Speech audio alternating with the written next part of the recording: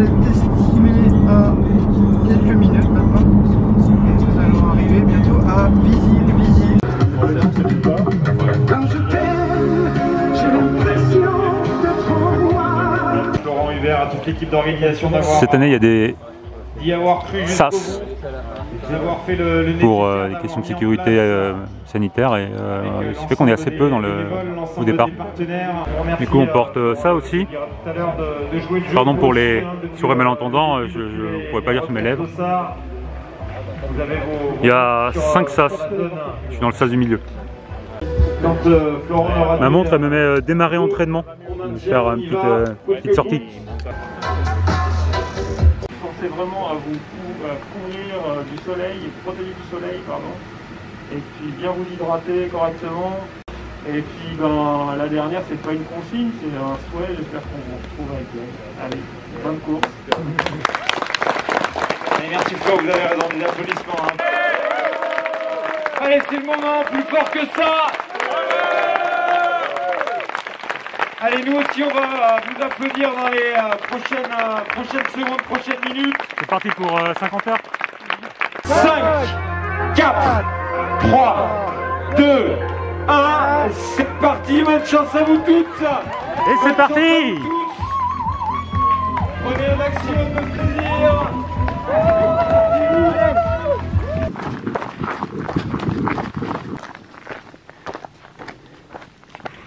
Ça y est. 1h30 de course, on va avoir, je sais pas, 800 des plus peut-être. Le soleil se lève, j'ai rangé la stouts. Ah, ça commence déjà à être beau là. Bon bah voilà, c'est parti hein, pour une course qui s'appelle l'échappée belle. Qui s'annonce être belle. Et c'est dur parce que selon l'avis des experts, c'est probablement le plus difficile. Ça va?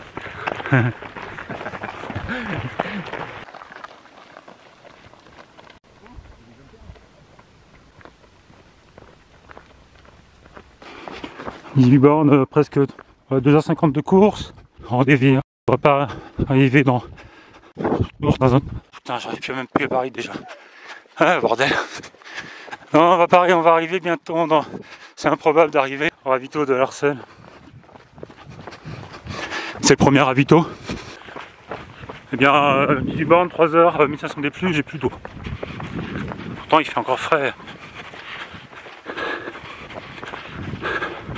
Le patron, le directeur de course, il a dit qu'il y aurait beaucoup de vent aujourd'hui.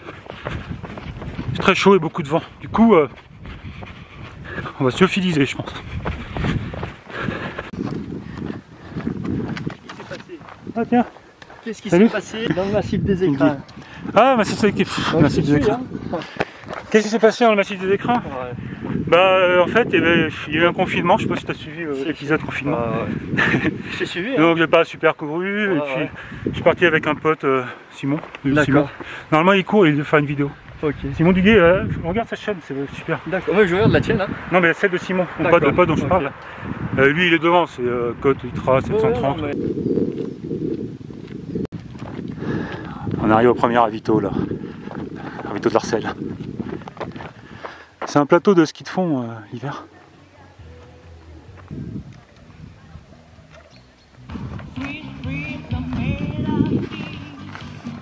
Youth Mix. Cette année je suis vraiment pas... Non, j'ai jamais été aussi peu... Alors ravito ils ont filé, c'est sympa parce que avec le Covid ils donnent un petit sachet avec ce qu'on veut dedans. Du coup tu peux marcher en mangeant ton petit sac, c'est sympa avec celui-là on est... C'est bon? C'est bon? Ah ouais, Tu as pris du pain de cookies? Ouais, ouais, c'est chouette.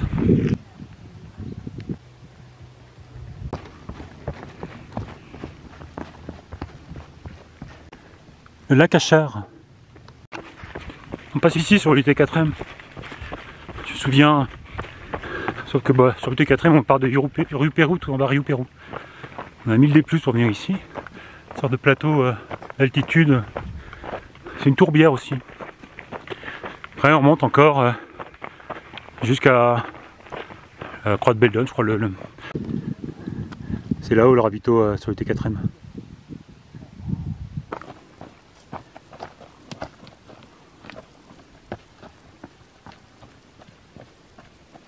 On nous enverra les photos à rapport. Alors on danse. Un petit pas vers le col de la botte, un grand pas vers l'échappée belle. Et tu filmes en plus. Ouais, je filme.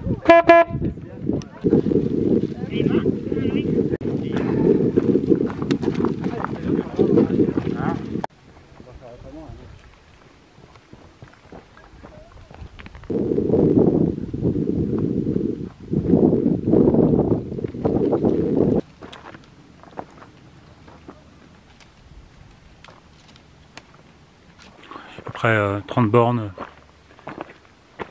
5h10. On va bientôt arriver au deuxième ravito, la Pra.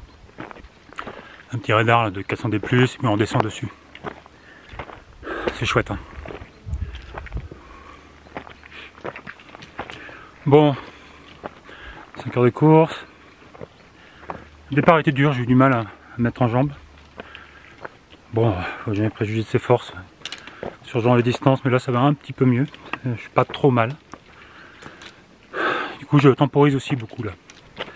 Pour voilà, pour regarder sous le pied. De toute façon, quand on va bien, c'est mauvais signe en général, c'est que ça finit par aller moins bien.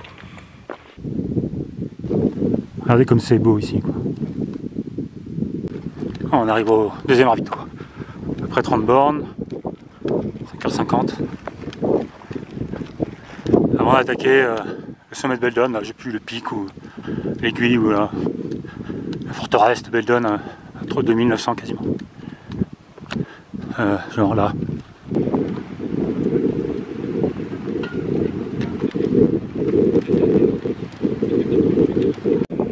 Bon, il y a des règles Covid, hein, faut mettre le masque dès qu'on entre. Puis bon, on peut quand même manger, mais c'est bien organisé, c'est pas trop contraignant, c'est vraiment très bien. Ils ont bien fait les choses. Donc là, on attaque 1000 et plus pour monter, je sais pas comment on s'appelle, la croix de Beldon, je crois que c'est ça. C'est la croix de Beldon? Non, on va sur la croix de Beldon. Croix de Beldon.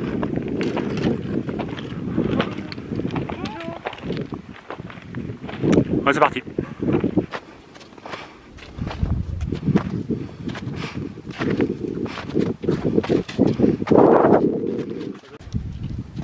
Encore une petite eau, c'est vallonné quand même. Ouais, c'est ce qu'il a dit, ouais. Ah, c'est super. Il nous reste à peu près 400 D+. Là.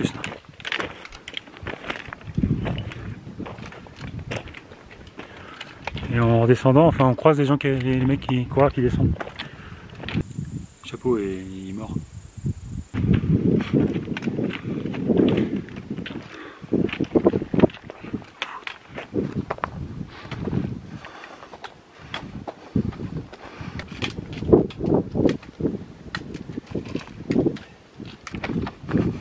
On peut dire qu'il y a un peu des cailloux quand même.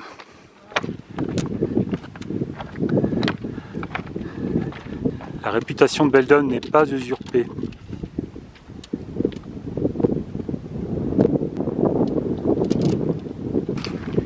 On les voit descendre là.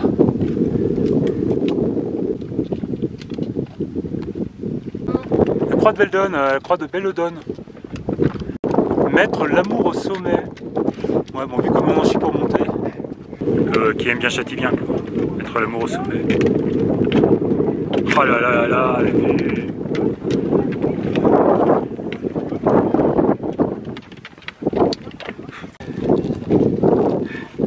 Ouais, c'est pas mal, hein.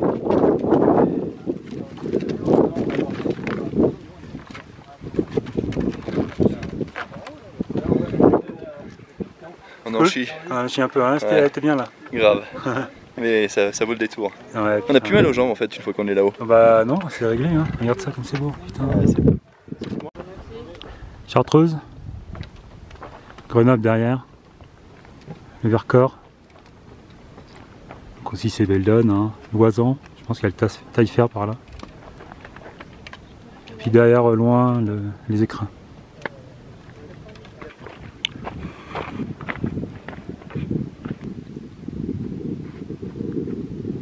Quelle aisance! Quelle grâce! Il y a encore des sacrés névés pour fin août en fait. Ok, on est peut-être à 2007-2008, mais c'est vrai que je crois que cette année dans les Alpes ça a neigé.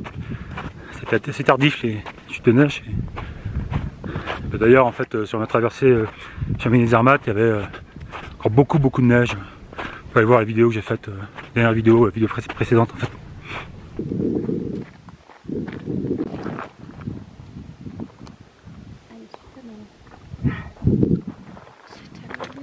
Un petit bébé chamois avec sa maman.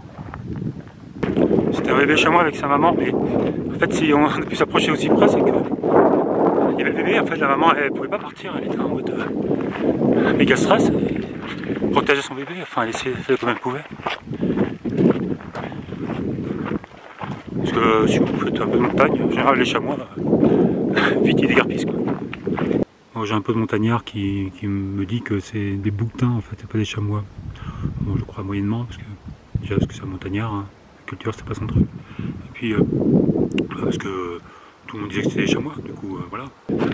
Je sais pas, hein, si vous savez ce qui s'est passé, mettez un commentaire. Je crois que c'est le dernier glacier de Beldon, glacier de Fredan. On le voit bien là. Bon bah bientôt il n'y en aura plus. Hein. Je fais toute une analyse là-dessus dans la vidéo sur Zermatt, allez voir. Les glaciers ils vont fondre, hein, c'est fini. Bon, après dans 100 000 ans il y en aura d'autres sans doute. Mais pour nous et pour notre civilisation c'est mort. Troisième ravito, Jean Collet. À l'endroit où il est posé, c'est complètement dingue. La vue panoramique qu'il doit y avoir.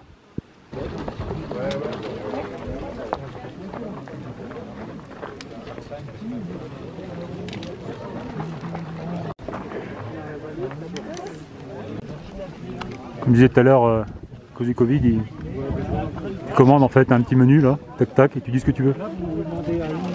Soupe, abricots, bananes, chocolat, noix de cajou, c'est bien en fait, c'est vachement bien. Voilà, on arrive de là-bas, on est descendu et monte là-haut.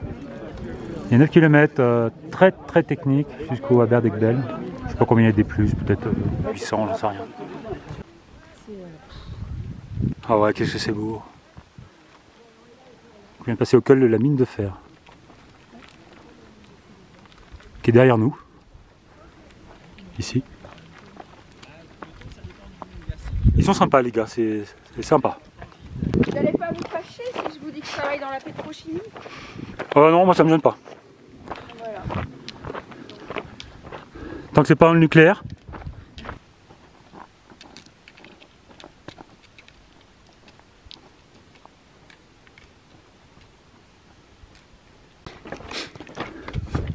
Voilà ce que c'est, à quoi ça ressemble, hein. Le fameux Beldon. Avec toute cette caillasse, vous pouvez voir un peu quoi. C'est pas forcément très roulant. Hein.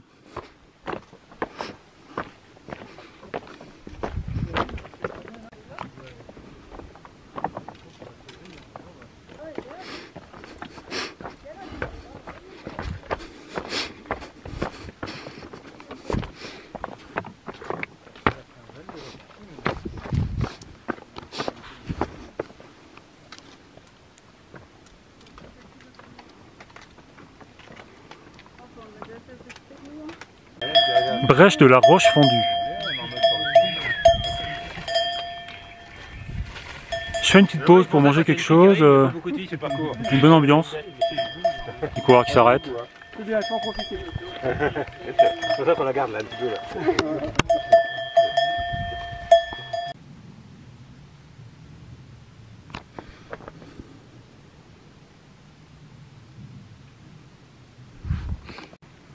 Je suis tout seul là. Je suis parti de la brèche et je suis tout seul. C'est technique, hein, la descente, c'est vraiment de la grosse caillasse. Et faire très attention où on met le pied. Ça va bien puiser dans les ressources ça aussi. Bon, on va voir ce que ça donne. J'ai une petite tendinite, hein, je sais pas si je vous ai dit, mais si vous me suivez sur Strava, ça fait 3 semaines en fait que je suis en repos parce que j'ai un début de tendinite après le Chamonix-Zermatt et là je la sens en fait, et que ça monte un peu, et quelques endroits où on peut trottiner, ça tire, donc ça m'embête quand même, on va voir. tout cas, voilà, c'est vraiment, je suis bluffé par cette partie du parcours. Hein. Le sud de Beldon, c'est superbe, c'est très rocailleux. Alors moi j'aime relativement assez, j'aime bien quand c'est technique comme ça. Pas trop pentu, j'aime pas les grosses pentes, mais quand c'est de la caillasse comme ça, de l'éboulis ou un chaos de pierrier, j'aime bien. Et puis il fait bon, on a de la chance. Bon, voilà. Je viens à deviner sur qui je tombe. Damien Poulet. Damien. Incroyable. Formidable. Vous connaissez la VVX, vous connaissez la VVX, une course. V. Ah, c'est dur. C'est la Volvic, c'est quand en avril? C'est pour l'ascension, c'est pour l'ascension. C'est quoi? Mais voilà. C'est lui qui s'occupe de la course en fait, qui gère la coordination, technique. on va dire. Hein. On est beaucoup à s'occuper de tout ça. Ouais, hein, Vincent, tu connais bien toi? Mais ouais, j'ai couru le 42. Ça t'a plu? J'avais bien, en plus j'avais couru avec Sylvain et Jean-Pierre Ronron. Bon, il était pas super affûté, mais non, putain, c'est génial. Et voilà, nous on est là sur l'échappée belle. Il me double dans la descente, parce que je sais pas, puis je redouble après, puis je sais pas, puis je fais un truc. Bon, voilà. Et car d'ailleurs, on va se faire doubler, regarde. Voilà. Ouais, bon, bonne course. Et bonne course. Ouais, allez, à la cloche. Pas de la coche, je viens de passer le pas de la coche. Qu'est-ce qui se passe là? Il y a un hélico ou quoi? Ah, il y a un hélico apparemment qui... Je sais pas, de l'autre côté. Ah bah ouais, il est là. Pas de la coche, un super spot. C'est venu il y a 2 ans à peu près. Faire une balade ici.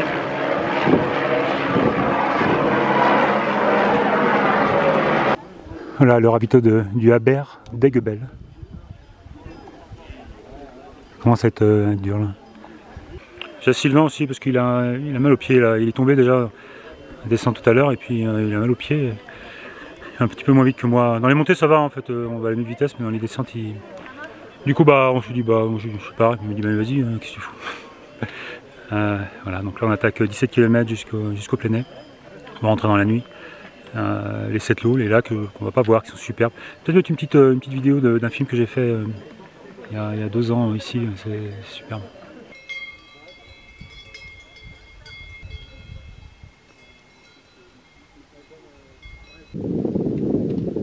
Le soleil se couche là, on va bientôt rentrer dans la nuit.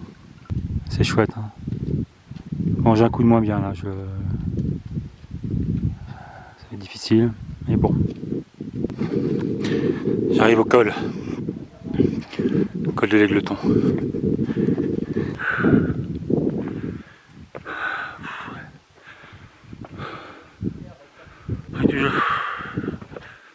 Putain, c'est costaud, on oublie toujours ça, c'est toujours costaud.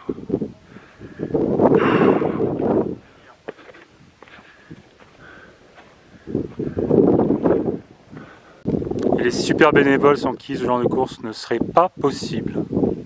Merci à vous les gars. De rien, au plaisir. Profite bien du chemin. Ouais. Profite de la vue là, ouais. Tu vas voir la descente du vallon là, elle est belle. Ah ouais, c'est super. Bon, je suis un peu claqué, hein, mais je vais en profiter quand même. Ouais, ça pourrait quand même. Ouais. Ouais, merci.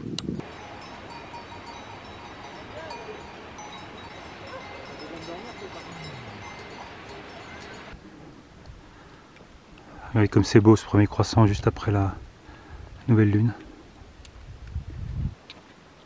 Regardez comme c'est beau. Bon. J'avais 3 heures d'avance sur la barrière. Donc. Mais c'est pas super. En plus j'ai ma tendinite là qui me tire beaucoup.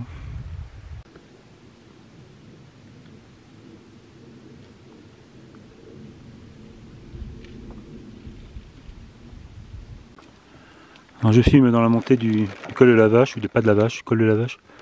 C'est des pierriers, des gros blocs, un pierrier. C'est plat du coup, parce que c'est un col, du coup c'est plat et ça passe bien. C'est roulant. Voilà à quoi ça ressemble. Vous voyez les fanions là-bas qui brillent.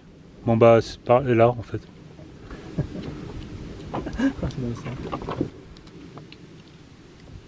Là-bas faut aller. Bon Vincent, En plus, j'ai retrouvé Damien là. Ouais, Chicken, il mange des bonbons pour se refaire un peu la caisse. Je voilà, je sais pas, tu te vois ou quoi? Ouais, je me vois bien. Ouais, bien. Ouais. Et on s'est mis camarades d'aller moins vite. Et on ne sait pas ce qu'on va faire trop au plein air. On envisage peut-être d'arrêter, on va voir. Parce que lui comme moi, enfin surtout lui, il est encore moins préparé que moi. Donc, on a fait une belle balade aujourd'hui, c'était chouette. Magnifique. Splendide. C'était une découverte en fait. Ouais. Comme ça me va bien. Comme ça tu rentres, tu es quand même un peu fracasse. Mais pas trop. Un peu mais pas trop quoi. C'est-à-dire que t'as pas d'alu, on n'aura pas d'alu, on va pas avoir d'alu, Ah, ça c'est pas drôle. Ouais, c'est dommage. Oh là là, le ciel est beau. Très étoilé, puis on a au fond là-bas, on a Grenoble ou je sais pas Je quel. sais pas si vous voyez quelque chose au fond là-bas. Des frontales qui montent. Voilà, on arrive. Col de Lavache, c'est marqué là-haut. 2500 mètres. 2534 seulement.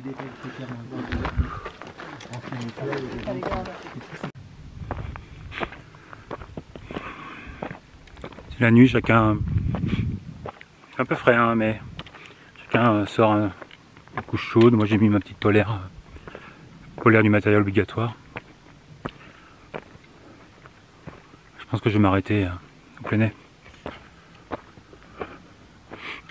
Je vous explique demain. C'est chouette, hein. Bon, je vais arrêter hein, parce que j'étais pas du tout prêt à aller au bout de cette course. C'est l'échappée belle, c'est je pense l'ultra trail le plus difficile qu'on puisse trouver en France. Vous l'avez vu, c'est des pierriers infinis. Il y a bien quelques courses où on trouve quelques éboulis à traverser, mais là c'est des cols à passer, c'est des dizaines de kilomètres, il y a quasiment 50 km très techniques. Donc je me suis arrêté. D'autres circonstances, je serais sans doute allé au bout, mais cette année j'étais pas prêt, j'étais pas préparé. J'ai fait quelques randos, vous l'avez vu, vous pouvez le voir si vous suivez mes vidéos autour du parc des Écrins et puis en allant sur Zermatt. Mais avec ce confinement, pas de course, difficile de s'entraîner, pas forcément dedans. J'y suis allé sans vraiment beaucoup de conviction et puis je voulais pas non plus me pousser, me forcer à continuer sans énormément de plaisir et puis en le bâclant ou sans lui accorder tout ce que cette course mérite. Je m'explique. Alors j'étais inscrit donc. Évidemment j'aurais pu ne pas y aller parce que si on n'était pas pour s'arrêter au bout de 60 km, c'est pas terrible, mais j'étais inscrit et puis il y a des gens qui sont démenés pour essayer de maintenir cette course avec on connaît les problèmes de confinement et de règles sanitaires. Pour maintenir une course comme ça doit être un gros boulot. L'équipe de Florent Hubert, ils ont fait un travail extraordinaire. On va sur le ravito, hein, c'est aux petits oignons, il y a pour autant tout ce qu'on peut trouver sur un ravito, de la bouffe, mais ils ont mis en place les procédures sanitaires pour que ce soit maintenu. Et, je voulais aller au bout du truc en prenant le départ quand même, parce que je serais un peu con. D'ailleurs, s'il y en a qui l'ont fait, c'est dommage, mais on s'inscrit, on prend le départ, et puis même si on n'est pas en forme, on prend le départ. Et puis, voilà. Donc, je voudrais dire vraiment félicitations à toute l'équipe, parce que ils ont fait un super boulot. Ça ne va pas être simple. Déjà, organiser une course comme ça, c'est pas simple. Eux, ils l'ont fait dans des conditions difficiles. Donc vraiment bravo.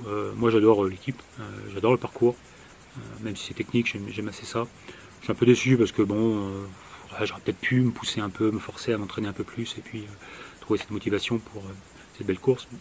Je sais que je reviendrai à la terminer. J'ai fait l'année dernière le 57, aujourd'hui hier j'ai vu les premiers 60 km.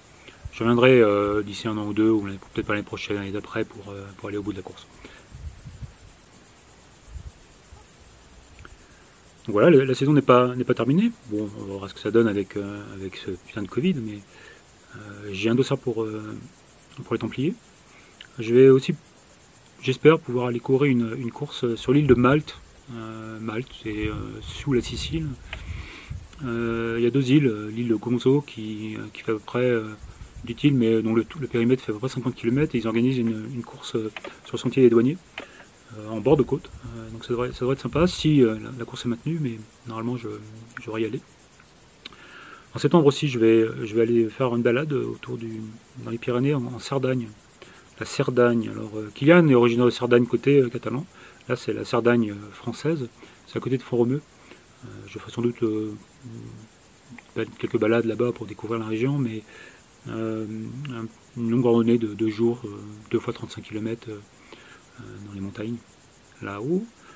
Puis on verra, mais il y aura sans doute d'autres projets qui vont arriver plus tard. Je pars dans quelques jours là, à Chamonix, un événement, je ne sais pas si vous connaissez la marque On Running qui fait un petit événement un peu festif pour présenter ses produits et ses chaussures de trail et de route, avec d'autres copains blogueurs. Il y a Simon normalement qui devrait être là aussi. Voilà, je vous souhaite, si vous n'avez pas encore repris le travail, une belle fin de vacances. Et puis à la prochaine. Mettez un petit pouce, un petit like, un petit commentaire, et puis j'embrasse tous les coureurs que j'ai vus croisés sur le parcours, et bravo à ceux confinés aussi, parce que ouais, quand même un sacré morceau. Dossard 511, qui avait un problème de batterie. J'ai suivi ton parcours, c'est bien, t'as fini, c'est cool. Allez, ciao.